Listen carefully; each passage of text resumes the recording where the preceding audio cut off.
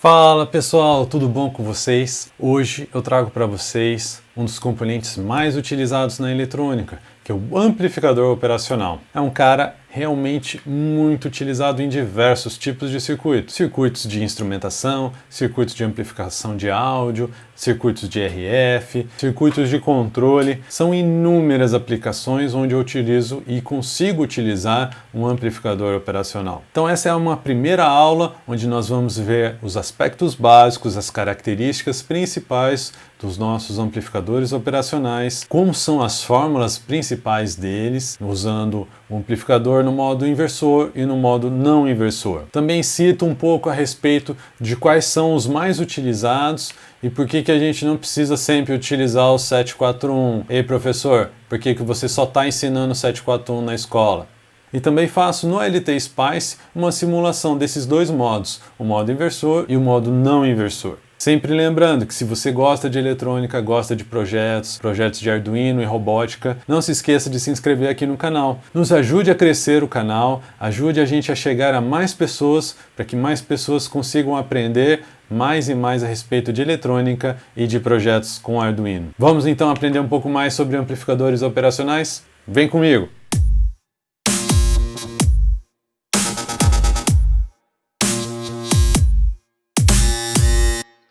Legal, pessoal! Então vamos começar essa aula. Um novo componente nós vamos estudar hoje, e esse componente é o amplificador operacional. É um componente muito comum na eletrônica, a gente vê ele sendo usado em diversas aplicações, na parte de áudio, na parte de radiofrequência, na parte de instrumentação. São diversos circuitos que a gente consegue utilizar o amplificador operacional. Obviamente não vai caber tudo o conteúdo, tudo que é possível falar a respeito de amplificador operacional em uma aula só, de 15, 20 minutos.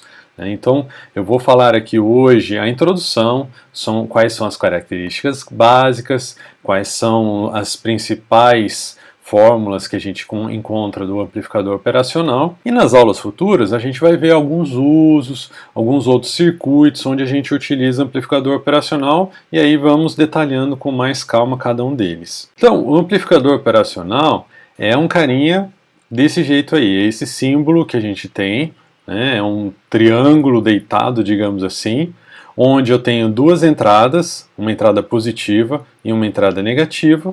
Vou ter duas alimentações, uma alimentação positiva e uma alimentação negativa, que também pode ser conectada ao ground, dependendo do seu circuito. Uma saída, que a gente chama aqui de Vout. Internamente, o que nós temos dentro dele?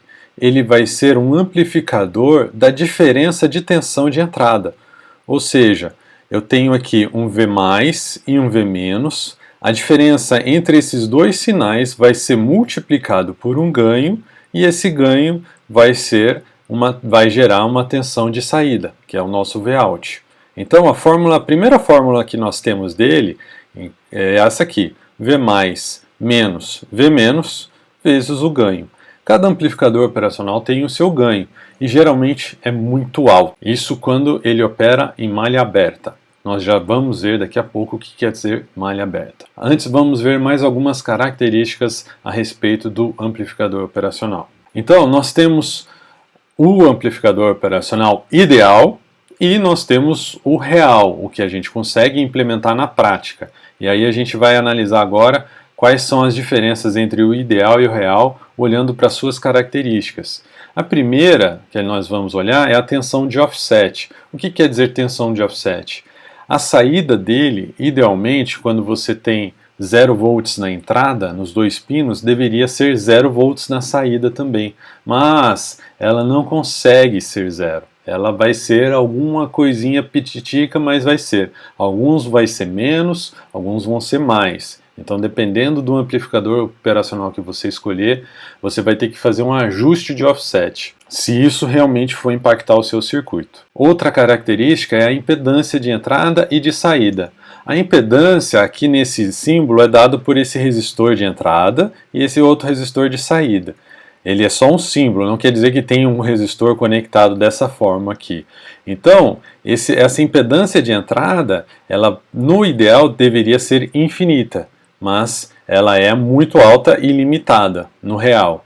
Já a impedância de saída, ela deveria ser zero no ideal, mas ela é uma impedância baixa, né? Ela é limitada, mas também é baixa no amplificador real. Olhando para o ganho, como eu já tinha comentado, o ganho tende a ser infinito, olhando para o amplificador ideal, mas no amplificador real ele vai ser muito alto, não vai ser infinito. Agora, a outra característica é a resposta em frequência. O que quer dizer resposta em frequência? É o quão hábil ele é para responder a todos os sinais de diversas frequências. Então eu posso ter uma frequência muito baixa ou uma frequência muito alta. No ideal, ele vai responder da mesma forma para todas as frequências, ou seja, ele tem uma largura de banda infinita. Já o real, essa largura de banda é limitada, ele não consegue responder da mesma forma para todas as frequências. E, por último, nós temos a sensibilidade à temperatura. O que quer dizer isso? Idealmente, não deveria existir uma sensibilidade à temperatura. O que quer dizer? Que a temperatura afetasse o circuito, afetasse de alguma forma o amplificador. Mas isso não acontece na realidade. A gente sabe que dependendo da operação que ele está sendo submetido em lugares muito quentes ou lugares muito frios, a gente vai ter uma saída diferente daquela que a gente esperava. Como eu comentei, nós temos o primeiro modo de operação, que é em malha aberta. O que significa? Significa que eu vou ter uma tensão na entrada. Eu posso colocar duas tensões ou uma tensão apenas. Aqui nesse exemplo eu coloquei duas. E aí a outra saída eu iria aterrar, por exemplo. O que significa isso? Que ele vai calcular a saída, ele vai dar o ganho baseado na diferença. Então é aquela fórmula simples e direta, né? Ele tem uma tensão de 5,05 mV menos a tensão de 5 mV vezes o ganho, que nesse caso aqui eu exemplifiquei como 100 mil, e que é mais ou menos a ordem de ganho dos amplificadores operacionais. E aí o que acontece? Um sinal bem pequeno de 50 microvolts, né? 0,05 milivolts, é muito pequeno, aplicado a esse ganho, ele vai ter uma saída de 5 volts. Ou seja, é um cara realmente que amplifica muito a tensão de entrada. Isso acaba sendo um problema, porque nem sempre eu tenho sinais tão baixos, né? Aliás, sinais tão baixos costumam ser ruído, costumam ser coisas ruins, né? Sujeira, alguma coisa indesejada, e eu não quero amplificar isso. O que então é feito? Você usa o amplificador operacional em malha fechada, e aí você vai conseguir reduzir esse ganho, ou melhor, você vai conseguir controlar esse ganho, que é o que você quer ter. Então, quando você fecha a malha do circuito, o que quer dizer? Você vai pegar uma amostragem da saída e vai jogar ela de volta para a entrada. Se nós analisarmos a fórmula que a gente acabou de olhar, né, a tensão de saída vezes o ganho, nesse caso aqui está exemplificado pela letra A, é multiplicado pela diferença de tensão. Se formos ir deduzindo essa fórmula, nós vamos chegar nesse estágio aqui, que V- é igual a V mais menos o V0 dividido pelo ganho. Porém, a gente sabe que o ganho é muito alto mesmo, o que significa que essa parcela da equação tende a ser a zero. Ou seja, um número dividido por um número muito alto é zero. E aí, o que vai acontecer? Que o V- é aproximadamente igual ao V+. O que vai acontecer? O amplificador operacional tende a aproximar a tensão de entrada. As duas tensões de entrada vão ficar muito próximos dos seus valores. E essa característica é que nos permite fazer o controle de ganho do amplificador operacional. Porque agora eu vou analisar como que eu vou fazer o meu ganho, como que fica o meu ganho quando eu tenho essa configuração. Então, olhando dedicadamente para esse amplificador aqui, nessa configuração, ele está no amplificador não inversor. O que significa é que a entrada tem aqui na polaridade mais, vai sair mais também. Ok? No amplificador inversor, ele vai entrar pela entrada negativa e o sinal vai ser invertido. Eu coloquei aqui do lado esquerdo essa dedução da fórmula do ganho. Mas ela é bem complexa, se vocês verem aí tem muitos passos. Se vocês quiserem entender, vocês podem pausar o vídeo e ir entendendo a matemática dessa dedução. Mas ele assume o seguinte: como nós temos uma alta impedância aqui na entrada do amplificador, a corrente que passa pelo R1 e pelo RF é a mesma corrente. Então esse é o primeiro passo que ele vai usar para deduzir a fórmula. E aí ele vai usando lei de Ohm, V igual a RI, e vai substituindo um pelo outro e vai continuando deduzindo. E aí ele vai chegar no valor final, que Vout é igual a 1 mais RF sobre R1 vezes a tensão de entrada. Reparem que aqui a gente já isolou o ganho, a gente não está mais utilizando o ganho, a gente está utilizando somente a combinação desses dois resistores para dar o ganho de saída. O ganho de dentro do amplificador, ele, vamos dizer assim, ficou invisível para esse circuito. Da mesma forma, a gente tem algo parecido com o amplificador inversor, que eu tinha falado um pouquinho antes. Ele vai entrar com a tensão de entrada no pino menos, o pino mais vai ser aterrado, e aí ele vai ter essa outra dedução, também partindo da mesma premissa, de que a corrente no R1 é igual à corrente no RF. E aí ele vai fazer a mesma dedução e vai chegar nesta conclusão, que o Vout é igual a menos RF sobre R1 vezes VI. E aí o menos é o que vai nos indicar de que ele está invertido. Ou seja, eu estou entrando aqui com uma tensão positiva e ele vai sair com uma tensão negativa. Hoje em dia, nós temos muitos amplificadores sendo utilizados, né? São diversos part numbers, né? Especificações de amplificadores no mercado. Mas as mais comuns que a gente encontra nos circuitos e nos livros são esses PNs aqui que eu deixei listados. Então, se você não conhece nenhum, está procurando algum amplificador, esses aqui são os mais comuns e, consequentemente, são os mais baratos. O mais comum disparado é o 741. Eu tenho um pouco de pé atrás com ele, porque ele realmente é um amplificador antigo. Eu acho que é por isso que ele ainda é muito citado nas escolas, né? Isso vai passando meio que de geração para geração e a gente não troca esse amplificador. Eu já, se fosse professor de faculdade ou um professor de técnico, eu tentaria usar só o 358 para frente, né? Porque é um amplificador um pouco mais novo, ele tem algumas características um pouco melhores que a do 741. Mas isso não invalida todo o estudo que é feito, né? Eu só estou dizendo em relação a aplicações. A gente não precisa usar o 741 para tudo, a gente tem muitos e muitos outros amplificadores operacionais. Então, se você está na engenharia, se você está no técnico, abre a cabeça, tá? Não precisa usar o 741, tente usar outros amplificadores. Mesmo porque uma das características aqui que eu tinha comentado no começo e também é muito importante é a questão do offset. O offset do 741 não é muito bom, tanto por isso que ele tem um pino de ajuste de offset, para você conseguir zerar. Já o 358, o offset dele é bem baixo, já é algo bem melhor do que o 741. Além disso, existe uma outra característica de amplificadores operacionais que eu não listei, que é a rail to rail. O que significa isso? O quão hábil ele é de chegar nos limites da sua tensão de operação. Por quê? O que acontece nesse circuito? Se eu colocar um sinal de entrada que vai amplificar muito a minha saída, qual que é o limite da minha saída? Vai ser a minha alimentação. Então, se eu estou alimentando aqui com 10 volts e menos 10 volts, a minha saída vai estar limitada por essa alimentação. E o rail to rail significa que o quão perto eu vou conseguir chegar desses 10 volts na minha saída.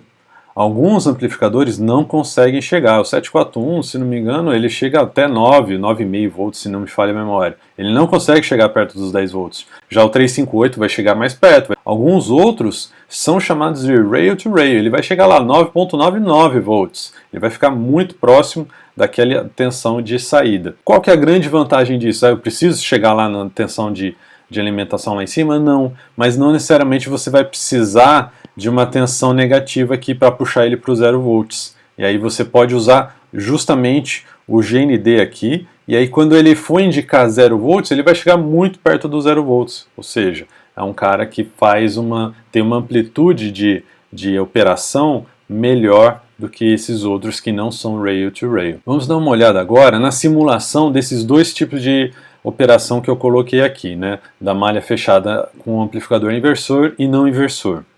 Então, nessa simulação, o que nós temos? Nós temos aqui o nosso amplificador não inversor, ele está com a entrada em 1 volt, e eu tenho aqui a configuração de resistores, um resistor de 2K ohms e um resistor de 1K ohm. O que vai dar essa configuração? 2 dividido por 1 dá 2, mais 1 igual a 3. 3 vezes 1, que é o 1 volt de entrada, eu vou ter uma saída de 3 volts.